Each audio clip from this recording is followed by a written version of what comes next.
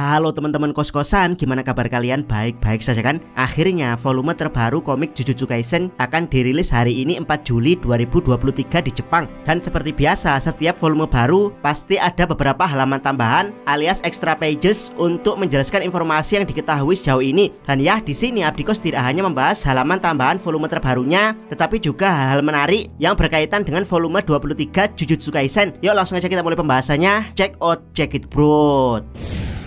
Pertama, cover volume Yuki Tsukumo Jujutsu Kaisen volume 23 memang membahas arc perburuan Tengen di mana Kenjaku akan melawan 3 makhluk yang berbeda, yakni penyihir abadi Master Tengen yang juga seorang ahli teknik barir, kemudian penyihir kelas spesial Yuki Tsukumo, dan juga dead painting terkuat alias setengah kutukan dan manusia yang juga masuk kelas spesial yaitu Choso. Dan ya, Choso dan Kenjaku pernah menjadi cover volume. Yang belum adalah Yuki dan Tengen, di mana GG Akutami memilih Yuki untuk menjadi cover volume 23 ini, kemungkinan untuk mempersiapkan wujud asli Tengen di cover volume arc pertarungan melawan monster Tengen yang telah bergabung dengan penduduk Jepang.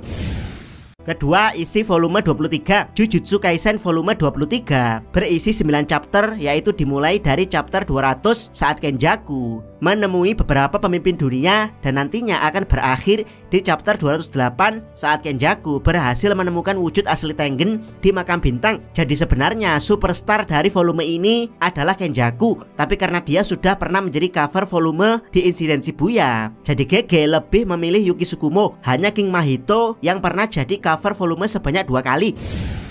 Ketiga, hal yang dikoreksi dari volume 23 di volume 23 nantinya juga ada sedikit koreksi kalau latar waktu saat Kenjaku meyakinkan pemimpin dunia untuk menyerbu Jepang adalah di bulan September 2018, berbeda dengan di chapter yang dirilis di Shonen Jump yaitu Februari 2018. Dari sini menjadi masuk akal karena tidak mungkin Kenjaku mau meyakinkan pemimpin dunia kalau strateginya masih belum matang di Februari 2018 alias di bulan Februari 2018. Yuji belum jadi wadah Sukuna dan Prison Realm masih dalam pencarian. Keempat, hasil polling ketiga. Yap, hasil polling resmi ketiga Jujutsu Kaisen sudah diumumkan. Miyamura sendiri sempat membuat polling fanpage-nya untuk menebak siapa yang akan jadi karakter terpopuler nantinya di polling resmi ketiga. Dan hasilnya sudah bisa ditebak untuk versi fanpage Twitter Miyamura. Satoru Gojo keluar sebagai pemenangnya karena memang setiap Abdikos membaca spoiler di halaman Twitter Miyamura, di situ selalu dibanjiri dengan komentar fans Gojo. Namun bagaimana dengan fans Jepang yang notabene adalah pembaca dan pembeli terbanyak komik Jujutsu Kaisen? Jawabannya sama seperti hasil di polling kedua, yaitu Megumi di urutan pertama, Yuji di urutan kedua, dan Gojo di urutan ketiga. Yap, ternyata Gojo Satoru bukanlah selera utama pembaca Jepang. Selera mereka masih sama, yaitu cool boy dingin layaknya Sasuke, yang mana dalam hal ini diwakili oleh Megumi. Sementara Yuji yang bukan standar MC manga shonen mainstream masuk di urutan kedua.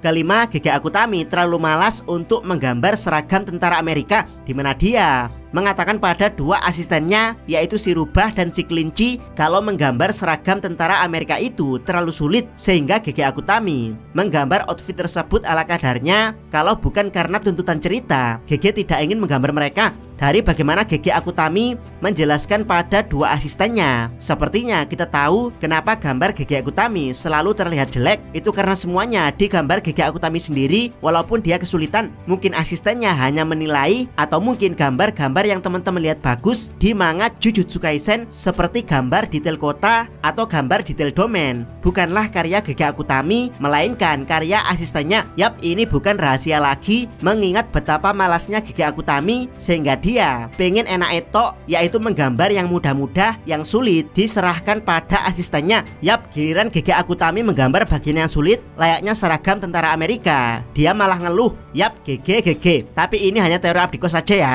Walaupun GG Akutami mendapat bagian menggambar yang mudah, tapi gambar yang mudah pun sering dia lupakan detailnya, seperti telinga Yuji yang terpotong atau aksesoris di dada Mahoraga. Yap, walaupun Gege Akutami pemalas, karena memang sejak awal background dia bukan mangaka, tapi Gege Akutami sangat ahli dalam membuat cerita yang out of the box. Ini kemungkinan karena background asli dia adalah seorang otaku, dimana mungkin di otak Gege Akutami ada puluhan atau bahkan ratusan cerita pop culture yang pernah dia baca atau pernah dia tonton, sehingga hasilnya cerita Jujutsu Kaisen kebanyakan di luar ekspektasi manga shonen mainstream.